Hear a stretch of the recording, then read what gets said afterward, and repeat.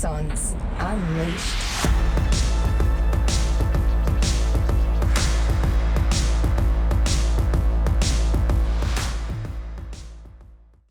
Morning everyone, my name's Robbie. I'm here with Tamara. I've got Dan. We've got a very, very special guest in our office, Angie from Little Real Estate. How are you this morning? Good morning. You're a little bit nervous, aren't you, buddy? Yeah, I'm so nervous. I was going to say, that's the quietest I've ever heard Ange say hi. Hi. Hey, friends.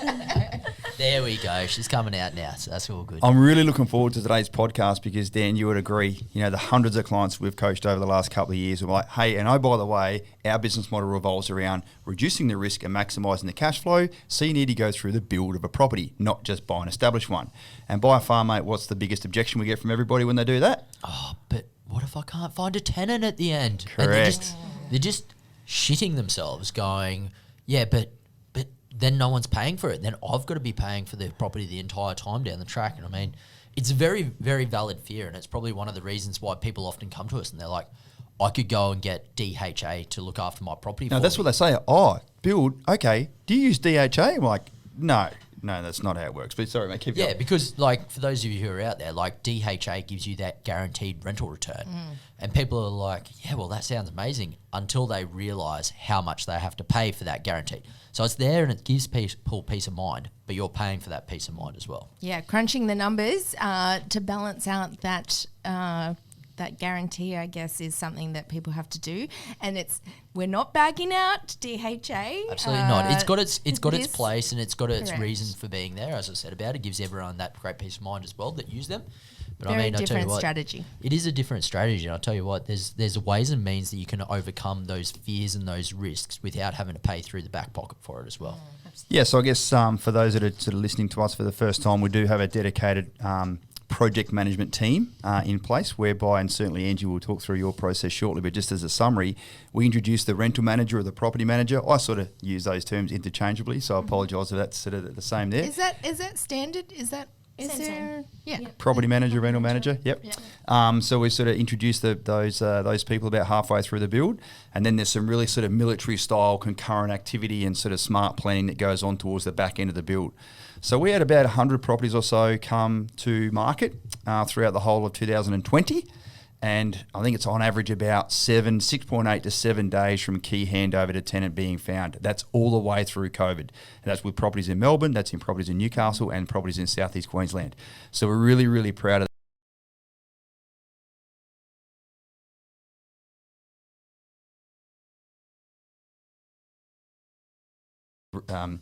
the structural warranties and the guarantees, you know, the just a brand new nature of having a property there, and you can find a tenant within 7 days. That objection doesn't exist anymore. And that's not normal in the industry, is it? No, it's like, well, Angie, come and join the podcast. Enter Angie Paradise from Little Real Estate. Yeah. So just on that point quickly, just sort of let's address that. And I know it's suburb by suburb, but generally in your experience, how many weeks after key handover does it take to find a tenant? Well, the standard can be probably 2 to 4 weeks. However, Axon are really proactive. So you introduce your clients to Little Real Estate early. We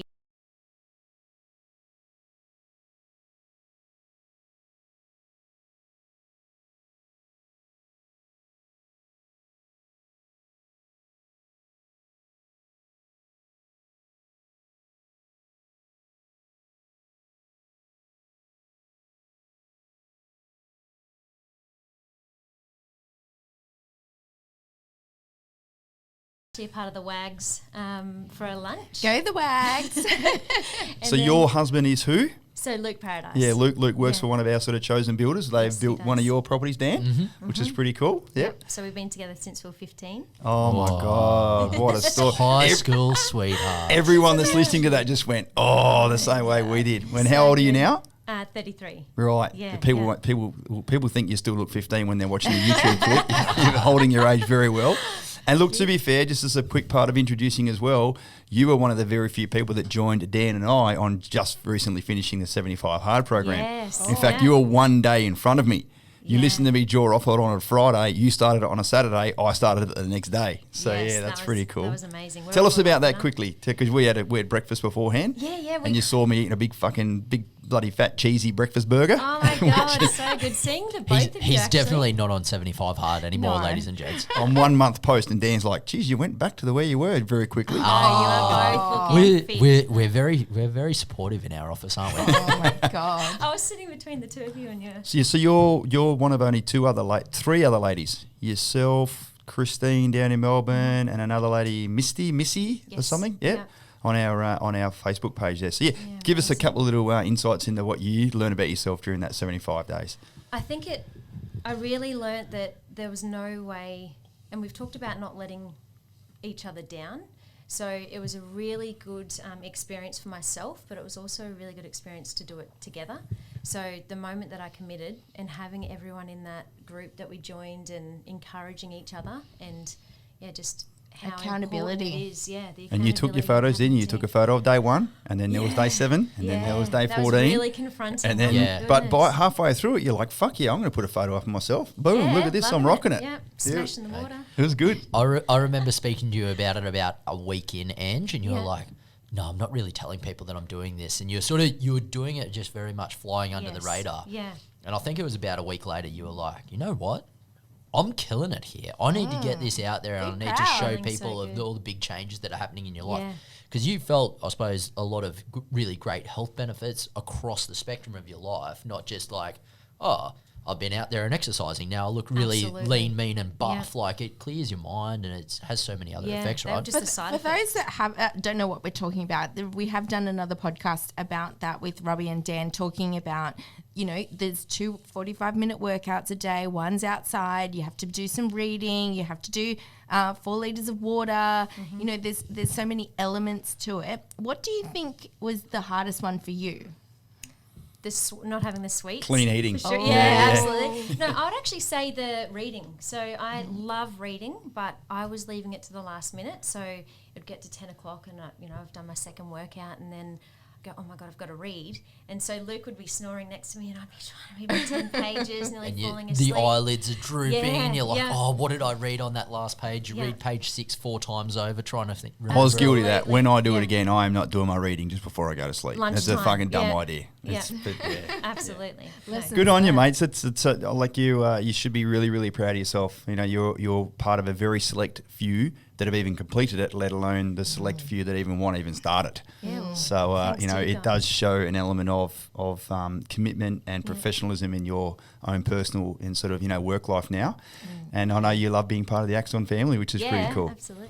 So we were having a boozy lunch Yeah, with we your were. husband and, Yes. and the owner of Yeah. that firm as well, the man, the myth, the legend, Mr. Joel Davis, and I'm like, so what do you actually do, Ange? Yeah. What did yeah. you say? Yes, I talked to you about working in at Little Real Estate, and then we literally booked in a lunch the next week. I was like, really? So you Yeah. like do rental and property management? You're like, yeah, I've been doing it for how many years? Yeah, well, I've been doing it for over 15 years. Right, but wow. Been at Little Real Estate for over 5. So we booked in a lunch. So it's really important that I sit down and actually have a lunch with people after I'm on a boozy lunch, because then I remember what the fuck we spoke about. I was going to I'm say, usually sober too, so I know all the tricks. Yeah, you do. Guys. It's like, Andrew's remember when got you like- said that? it's like information asymmetry, because Andrew remembers everything that's happened, and you're like, no, you promised me this already, Robbie. It's a really smart play to make, mate. That's is. probably why Luke and I have lasted for so long. I'm the driver. He you're loves feeding it. you're feeding him secrets on the back channel. It's like, they said this about you. Do you remember when you said that? I'm like, yeah, that was drunk Robbie. Oh, this is sober Robbie you've They're got two now. different people, ladies and gents. So I'm starting to pick up a trend though, mate, that you can't do any business without a meal involved. Yeah, generally. Why not? That's and Yeah, so maybe a drink or an orange juice or something.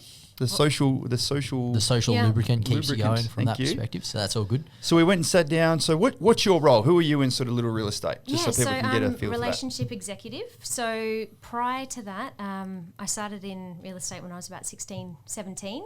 Started as a receptionist and then worked my way up. So sort of worked in all the different parts of the real estate sector. How does that make you feel now, being a relationship executive? I mean, we had a chat on Friday in preparation for this. You're like, I introduced you to like, you're the regional manager. In broad terms, like that's pretty much what you do, right? You're the it's you're the a person. national role. So Right. it's, Yeah. it's sort of, it's dealing with companies like Axon all across Australia. So they may be located in different areas, but we look after mainly Vic, Queensland and New South Wales properties. Awesome. Perfect. Yep. So the main part of my role is making sure everyone's happy. So dealing with once Axons, for example, introduce me to a client, I actually always personally contact that client first. So really important that I talk to them about the whole process, find out exactly whether it's their first investment property or they're a multi-client. Talk to them, answer all their questions, and then I introduce them to the BDM, so the business development manager. So prior to this role, I was actually on the ground as a BDM, working with the builders, doing their handovers. So, really important role. What the business development managers then do, they're the ones that actually walk the clients through the whole process. They provide them with the management agreement that we're, like I said before, we're really proactive with Axon clients and arranging for them to be signed in the early stages, so it's a really smooth process at handover. But where the two roles work really closely together is the client with myself will always have my contact details. So even if it's 3 years down the track and they need help with something or something needs fixing, I'm always there to help them. The thing that blows me away, like, you must get introduced to hundreds of people per year, and somehow you still manage to find the time to pick up the phone individually for every single one of those people and go, "Hi, my name's Angie. I'm going to guide you through this, and my contact details are available to you forever." Absolutely. So I important. absolutely love that you're taking that proactive role to make sure those spot fires are kind of fixed. And that's something that's really important because, when we talk about our process, if it goes totally smooth through the whole build, through all of our process, through the coaching, everything, and then they have a bad experience on the end, that has such a ripple effect throughout our whole business. We're relying on our key suppliers and partners for the whole process. And if someone lets that chain link down, then it can all have a ripple effect on everyone. So you making sure on behalf of Little that they're always looked after obviously has a ripple effect on us as well. When we were talking last week in preparation for this, because I knew when we first started, you're like, "Look, Robbie, give him my details. I'll do the initial call." I'm doing a very bad rendition of you right now. It's like, you don't even sound like a lady. It's better than his rendition of me. Yeah. Robbie!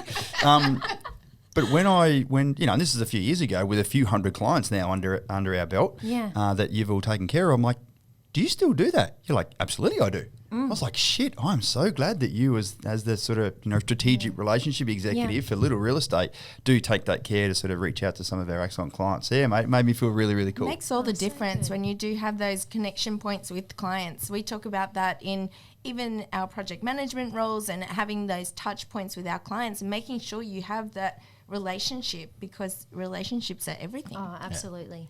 So, Ange, one of my favourite questions is, I suppose I'll throw to you, like, first business meeting that you've had with Robbie, you've sat down. Can you just sort of walk us through what your first impressions were and just sort of how you remember that meeting going? Well, Not of me, of Axon. well, of you, you said it was the best steak sandwich you've ever had. It was bloody good, actually. That's pretty high praise coming from him. God.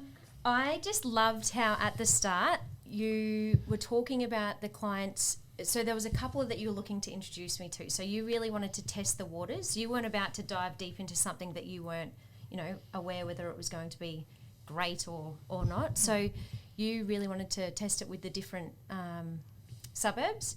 So we started talking as though it was huge scale. So at the time, even though it was only a couple, we were preparing for the couple of hundred. So I think we set the tone at the start, and we wanted to make sure that the clients at the start receive the exact experience as the clients, a couple of hundred down. Yeah. So it had to be like a real scalable experience. And Absolutely. I mean, that's when Robbie was talking about, you still call those people? That, like, even at those early stages, you were signing up for the fact that you might be calling 300 clients for Axon in a year. Yes. Yeah. Absolutely. Wow. Yeah. That's good. So it's pretty cool. That's a bit of foresight, though. Like, starting to plan into the future, Yeah. even though there's only like ones or twos there, like the creation of the systems that allows you to be able to do that is phenomenal. I remember one of the first things I did, I'm like, "Well, do you guys have an office down in Melbourne?" You're like, "Yeah, of course I do." I said, "What about Western Melbourne?" You're like, "Yeah, I do." I'm like, "What about Point Cook?" You said, "Yeah, we do." I'm like, "Fuck, this is working out all right." So I gave you the rental, I gave you the management rights of our property tomorrow down in Point Cook there, because as everybody knows from a skin in the game principle, when you become part of my network, so I like to test the waters first. I prefer that I be the guinea pig and I work out what it's like personally before I come to work now, put our professional hats on, have an exchange like this. Obviously, Tamara and I are running our own multi-million-dollar portfolio for our own future selves, external to work.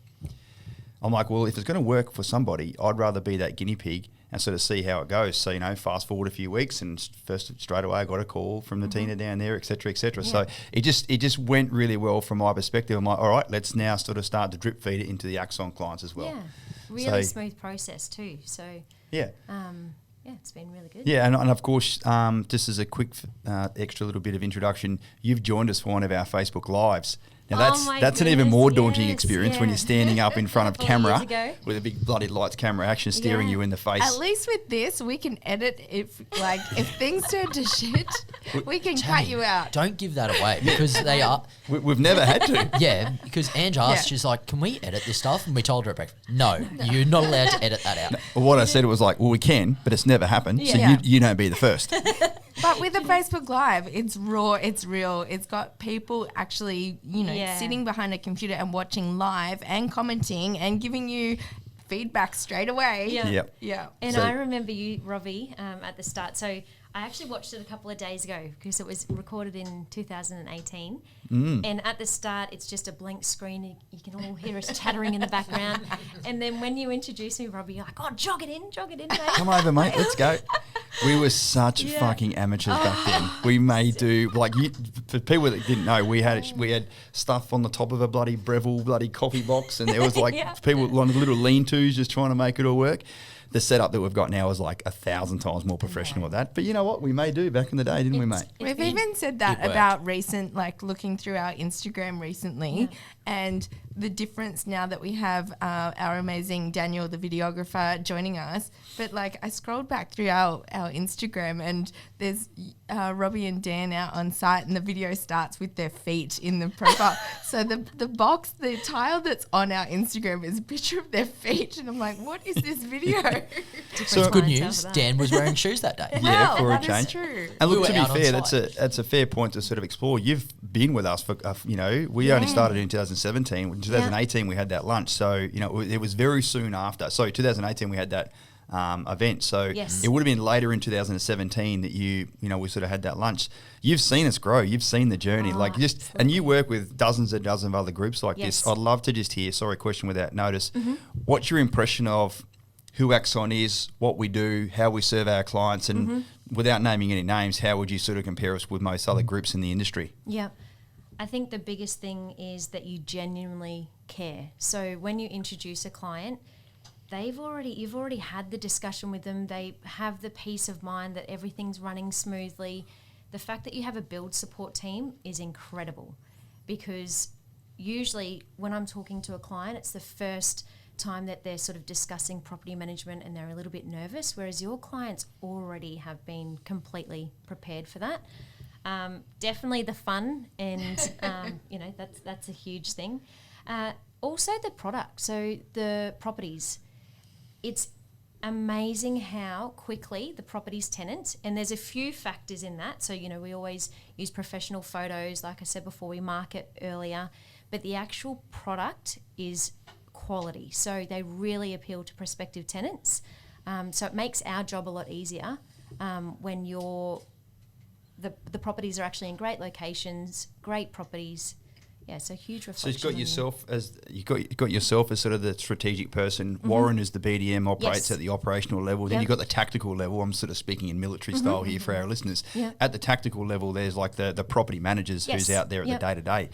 You said you've had some feedback from them that have now gone, the prospective tenants that walk through the house for the very first time, they're seeing the property. They make comments off the cuff as well. Yes. So some of those get passed up your way. What do they say? All the extra things that the properties often have. So, there's often ducted air conditioning, there's higher ceilings, the quality, people feel like they own it themselves when they're actually timber look flooring, pendant lights over the top, high quality bathrooms, just those little things. That's, it's something that you and I, Dan, have really focused on making sure that property specialists are don't just make this another cookie cutter investment property. Yeah. Make it a proper one. And certainly your husband works for a building firm who's an owner-occupier builder Correct. And we're the only group they build investment properties for. Yeah. I know other people are jealous of that, but that's just too fucking bad, right? Because I know your husband and his boss as well. But when, and you, I know, when yeah. you are creating that that property that is more than just an investment property sort of standard, you're creating homes for people. This is the That's exactly right. This is the places that they want to stay in for a long time. Mm-hmm. You know, they don't want to move out of there. You want long-term tenants. You want people that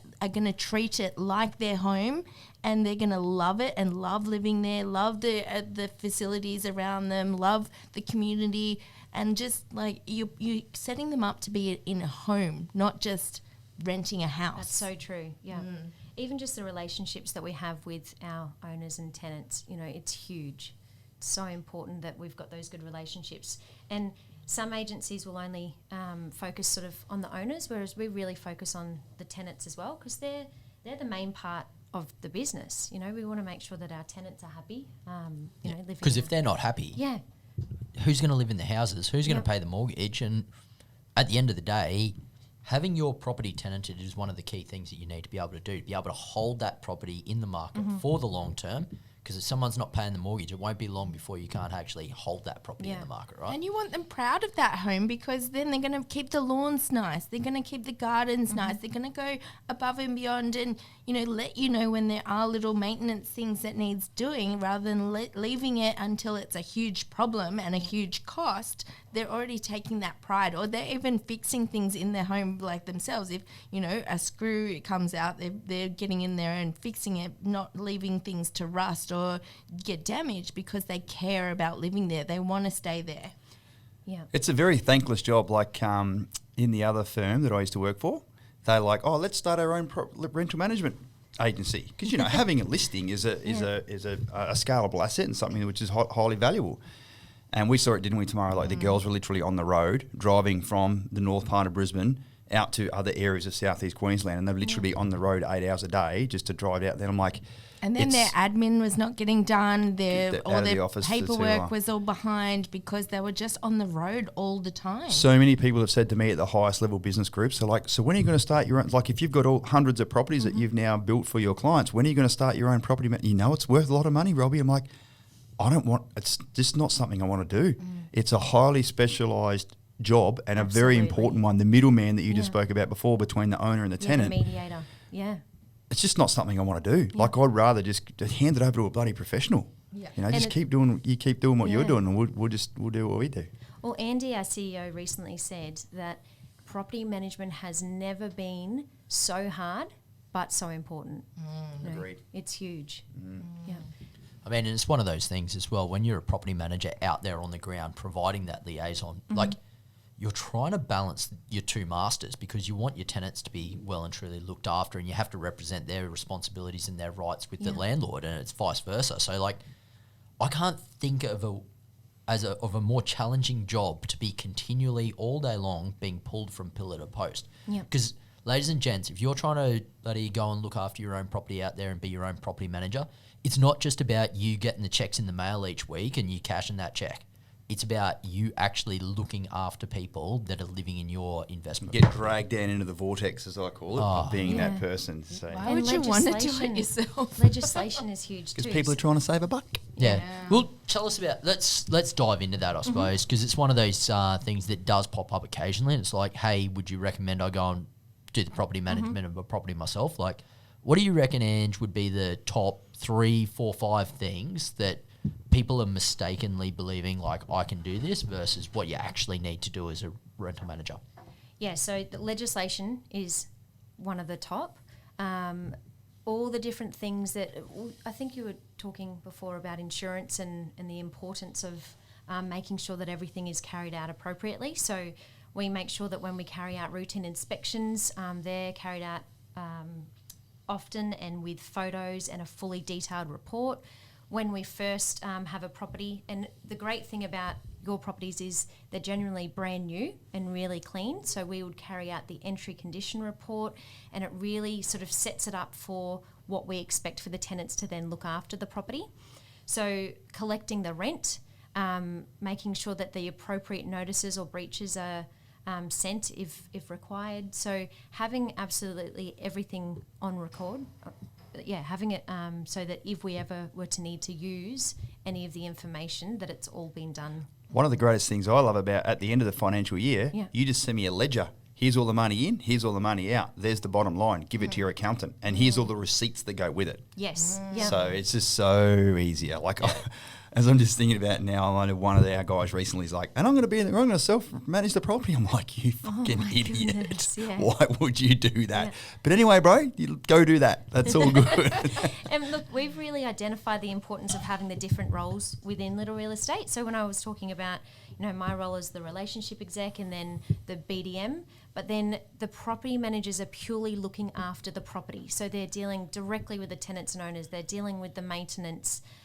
So rather than having a person that is a jack of all trades, they specialise purely in that. And speaking about maintenance, you've got your own points of contact. Oh, we've got a plumber. Boom, call that guy. Electrician. Boom. Like you've got like an array of the extended network there ready to go. Yeah, if that's what you got. It's also like a zone, kind of like a locality sort of thing as well. That if you're doing it yourself, you kind of have to be in the area, and if you're not, how are you going to manage that? That will be almost impossible, I think. How can you manage that from far away? But also, if you do live close by and you're constantly driving past your rental property, it kind of comes across as stalking as well. So, you have to balance that out and, not cool. Yeah. Well, I mean, like for me, that sort of all wraps back around to the legislation that Angie was talking about. Like there needs to be this fine balance where you need to be able to demonstrate to your tenants and be like, we're going to do it at this routine in accordance with this legislation. And sure, you can read the legislation once, but what happens when it changes? And then the thing that I really worry about for these people who are trying to manage their own properties is, what about when something goes wrong and you've got to go to the likes of QCAT, for example, or you've got to go to the courts? Who's going to represent you then? Because that's one of the other key things. You know what, Ange, we'll put you on the spot. You've probably got another specialist for that type of position as well. Yeah, well, the thing is, we want to make sure that even with the initial process of the application, so if we wind it back and before we source a tenant, when we start to receive the applications, we take all the appropriate steps at the start. So we look at their income, what their rental references were like. We carry out absolutely everything. All the checks on ticker. Yeah, all the checks. And then that way we're at the start making sure that, the right tenant is moving into the property so that, we've got absolutely everything that in the case of we do need to make an insurance claim, at least we can say that we've taken all the appropriate steps. So good. Yeah, it's just a no-brainer. Like, just you've got a whole legal team, haven't you, that supports Not people a legal out. team, but with representatives for it Yes, anyway. yeah. And that's what I just sort of sit there. I'm like, I personally don't understand it because, like, for the sake of like 6% or 7% of the rental return that you're getting on this property, just gives you this complete peace of mind that everything is going to be looked after from that perspective. Absolutely. And I mean, there is other rental management agencies out there that probably don't do as much as what you do. Yeah, well, we're a little bit different to most agencies. So we are Australia's largest independently owned agent, and we've got a couple of tools that are really beneficial for clients. So I know, Robbie, you love this, and so do you, Dan, the owner portal. So that is very similar to net banking. So you can log it at any time, see exactly where your rent's paid to, when your next routine inspection is, pull up any reports. All the photos and stuff. Yeah. And it really keeps our property managers accountable, and it makes sure that everything is transparent as well, which is huge. So we still obviously talk to clients a lot through email and phone, but that's just an extra tool that's sort of a 24/7 thing, which, really beneficial. Yeah, especially if like you need some receipts when you're doing your tax return at 10 o'clock at night and Exactly. it's due at midnight, Yeah. then you need those. Yeah.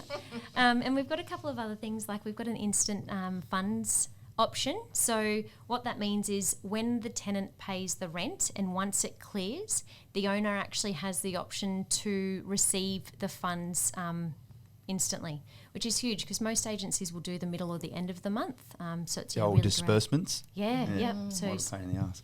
put it straight onto the mortgage, which is really cool. Straight back in your offset account, working its bum off for you absolutely every day. Exactly. And I think one of the things that I love about Little is the happy staff, and that it really shows when the property managers or the team are sort of dealing with owners and tenants, to be happy is huge. So Little do a lot of things for us. So they've got things like healthy days, so we can take a day off rather than a sick day. We can actually say, look, we need a day to, refresh or go to the beach, or everything's open, and you Love can actually take a day off. I'm taking notes, by the way. Tammy's now got 13 people upstairs going, Yes. where's my healthy day? And they do things like free, like fruit is delivered to the office, or there's flexible work. We are able to do things like yoga or PT that's all included. At the moment I've got my Fitbit on because they're doing a step challenge. So I think it's really, really important that you're happy where you work. And I know Culture. Axon, culture is everything. So they really care. Yeah, and that starts to shine through. So, I mean, property managers are a really high turnover sort of trade or employment, right? And I think it's probably the quickest turnover from an industry perspective in all of Australia from a roles. But the thing that I've noticed with Little is we've developed a relationship now where we've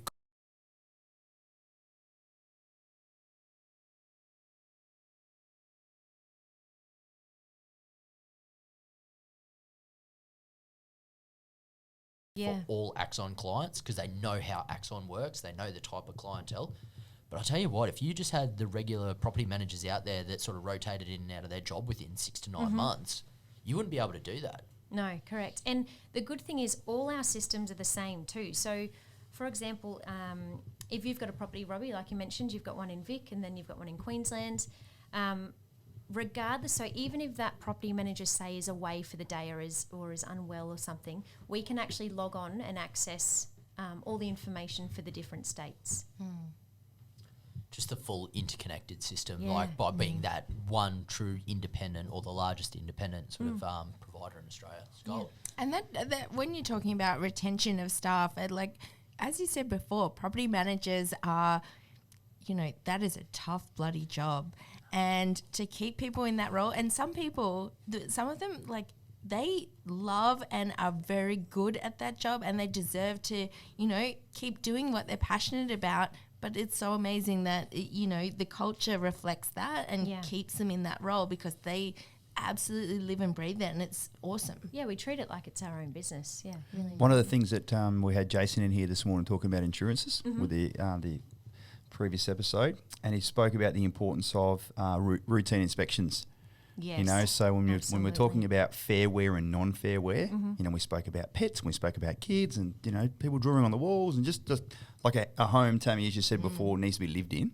So certainly, I know that your property managers are right up to speed as far as what's fair wear and non-fair wear, and they can make that sort of instant assessment there when they're doing not just the routine inspections to complement what the entry condition report might be. If as you said, you've got a brand new property which is spotless when they move in, guess what, champ? When you move out, it needs to be fucking spotless as well. And sure, there might be a couple of little scratches on the walls, or whatever, but if that's okay from a fair wear perspective, then, that's their house being lived in. So just give us a bit of what's Little Real Estate's policy there and expectations as far as routine inspections go? Yeah, so not only when we carry out the routine inspection do we do a fully detailed report and we take photos and everything. If there is an issue at the time, we don't wait until the end of the lease. We actually have that conversation with the tenant. We talk to them about fixing the issue, and then we go back and check that it's all sorted. So that's a really important step in the process. Yeah, it's good. So you've almost got like a bit of a running documentation anyway about how the property's being sort of maintained. Well, if someone's shower, say, hasn't been cleaned and it's full of mould, if you're leaving it till the end of their tenancy, it's going to be a lot harder to rectify and probably need regrouting, that kind of thing, rather than getting onto it right now when it's like a few patches. Yeah, right? Yep. Things like that.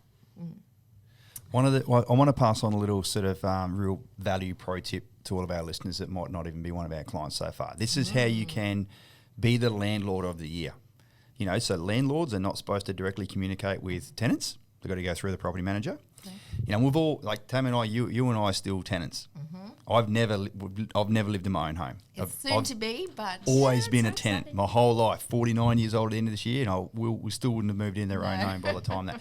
So I'll have my 50th birthday. My next birthday will be in the house. Right, It's gonna be so I'll finally be my own landlord. Still haven't received the invite to the party, but we don't know what it is. So But I guess, yeah, one of the little sort of pro tips and Axon specific tricks that we got there is to communicate with the tenant through the property manager to find out what's their favourite magazine subscription, be that digital or hard copy. I prefer hard copy because shit doesn't get delivered to your door very often every day. It just sort of rocks up in the hundreds of emails that we all get. So I guess just to try and demonstrate to the landlord that you care, that they're there and they're looking after the house, you're appreciative of the rent that they're paying. They should appreciate they've got a roof over their head, especially with the extremely tight rental market that there is at the moment.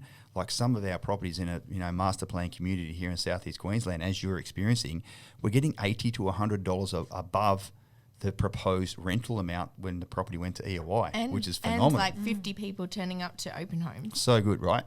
So I guess it's one of the things that our owners now do. Like it costs maybe $100 a year to go to magshop.com.au, and like so, I'll just go back a step. The tenant is then give the details to the property manager. I like Travel Magazine. I like Money Magazine. I like fucking Better Homes and Gardens or whatever it's going to be. You as the landlord then go get said tenant bloody 12 months worth of subscription to that. So then every month their favourite magazine, ding dong, bloody gets delivered by someone. And then they sitting on the shitter reading their bloody favourite magazine. I think, no, but then they know that, but you're then the landlord of the year. Like every single month they're getting a reminder.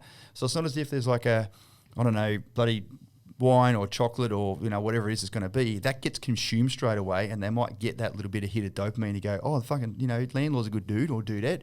But then they'll forget about it for the other 11 months. So, yeah, I guess it's something which is really important. It works really well with, I know we had a property in Queensland and it had 3 guys living there together, and we were sending, was it Motorsport or I think it was a Motorsport magazine, and we used to get feedback all the time. Oh, thanks again for the magazine. Yeah, they love it, and they looked after that so well. Because here's the thing, like they're going to look after your house because they know that you as the landlord care about them. But then come to the end of the lease, it's like, sorry mate, the rent's gone up by $10 a week, or $20 a week, or $80 a week, whatever it's going to be. So then $10 a week is $520 a year back in your pocket. So you're spending $100 to get $520 back, and you've got that sort of non-physical emotional connection with the tenant to make sure they're actually looking after. Yeah. So when they have a party, they're actually looking out for their mates to go, oh, don't fucking wreck the joint because I've got an awesome landlord and I don't want to let him or her down. So it's just a little Axon specific trick there for those that are listening. Yeah. From one of the themes that sort of I've just been listening, sort of running through at the moment, Angie sort of spoke about creating the emotional connection with your first tenants, because you've got the nice pendant lights, you've got this, you've got the beautiful floors, everything like that creates an emotional connection with the house. And realistically, that magazine's just connecting that emotional connection onto the person now. And it's really starting to leverage off those people going, I love this place.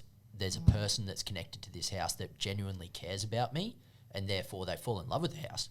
Because that's what you want, really. Like at the end of the day, I love the properties that are in my portfolio, but I tell you what, I love that my tenants love them even more, because that's all that really matters. Yeah, the relationships. Goes back to that's what I say to all of our owners. I'm like, don't fall in love with this property, but you can love 3 things about it. I want you to love the fact you're doing something for your financial future. You're buying an asset which your future self is going to love you for. Fuck, what about the clients in their 20s that are buying 2 or 3 properties? Don't. That's a whole other podcast. I want you to love the location that you bought in, because that's obviously going to give you that sustained and low risk capital growth.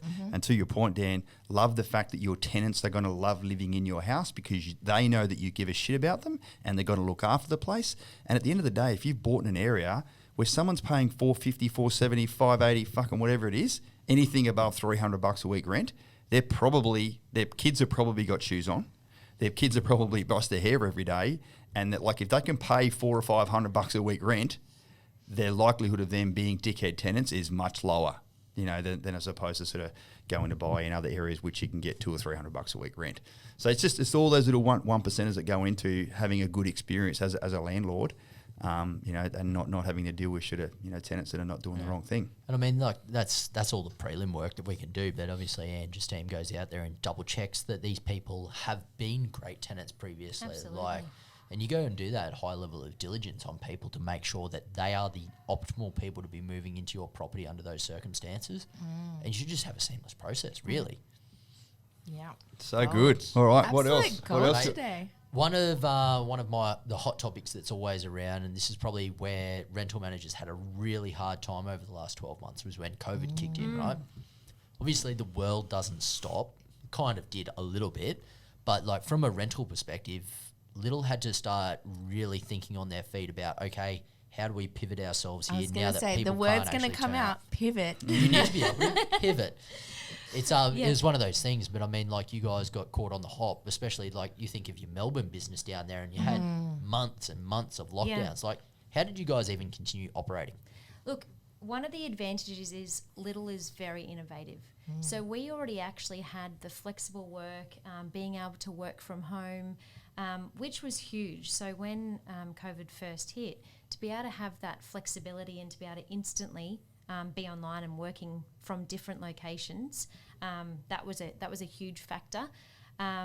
Having a team constantly up to date with what was happening, because often, even things like when the government would make a decision, we would sometimes be the first hearing that on the news as well. So the fact that they, and I guess uncovering what that meant as well, because a lot of the time you're like, okay, what did that announcement just mean? We were doing the same thing. Yeah, we're watching it, and then we'd be like, okay, what did that mean? Yes, yeah. What does that mean for us?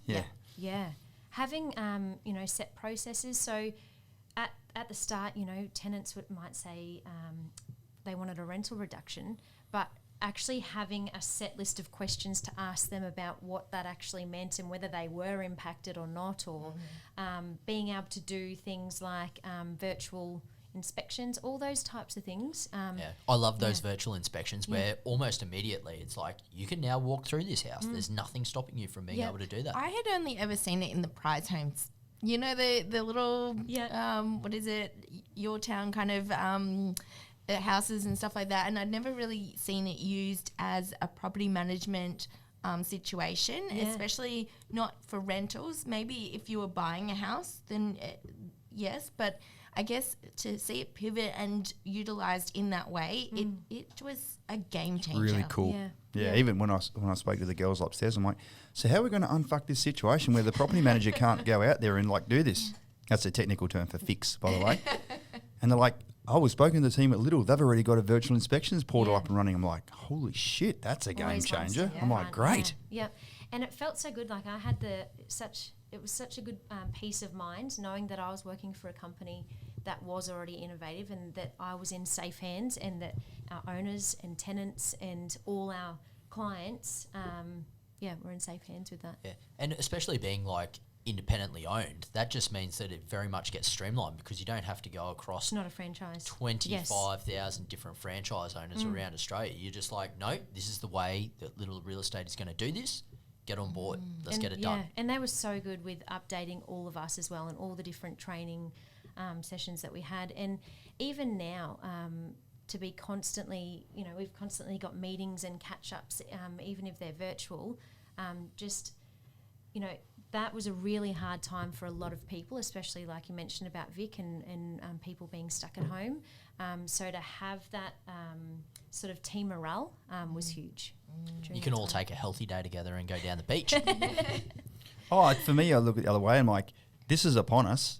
If you have the will to win and you have the right people, it's not about can we get this fixed? It's how are we going to get it fixed? And you just rock up to work with a continuous improvement mindset and go, we can't let this beat us, because if we do, the whole bloody, you'll be another business down in Victoria that goes bloody tits up. So you've got no choice but to just get it fixed. And when you, dare I say it, if you've got your Axons working properly and you've got the right mindset, you can fix anything. Absolutely. And it's been an absolute pleasure to have you here today, mate, just to talk us through, I suppose, some of those higher level sort of discussions that you're having. Even though as you're sort of growing within the business, you still got the ability to be like one-on-one with every single one of our clients. I know that personalised level of care and attention to detail is certainly appreciated by every single one of them, mate. Oh, thanks, guys. Yes. All right, awesome. Any other closing words, mate? What else do you want to say? I love Axon. I love you guys. You know what? Just cut it there. Just end it with that. I love guys Axon. rock. Yeah, so good. All right, mate. Thanks what a great session. It was really awesome. Thanks, Ange. I know that everyone's listening. Like, that number one little thing that everyone's worried about. What if I can't find a tenant at the end of the build? 100 odd builds over last year, supported by your team, 7 days on average throughout COVID. It's not an issue. Make it happen. All right. See you later, everyone. See you guys. Bye. Guys. Hey, thanks for tuning into today's podcast. If you enjoyed listening, make sure you give us a 5-star rating, hit subscribe so you'll be first in line to get it in your inbox every week on a Tuesday. Whilst you're at it, open up your favourite social media app, be that Facebook, Instagram, LinkedIn and YouTube, and connect with Axon Property Group. This is where you'll see us every day sharing the secrets of creating multi-million-dollar property portfolios and performing to the highest levels of your life. You'll get exclusive behind-the-scenes access to what it really takes to build a life that you love. You'll also discover how to secure your financial future as an ADF member or veteran, and I assure you your future self will love you for it. Thanks again for listening, and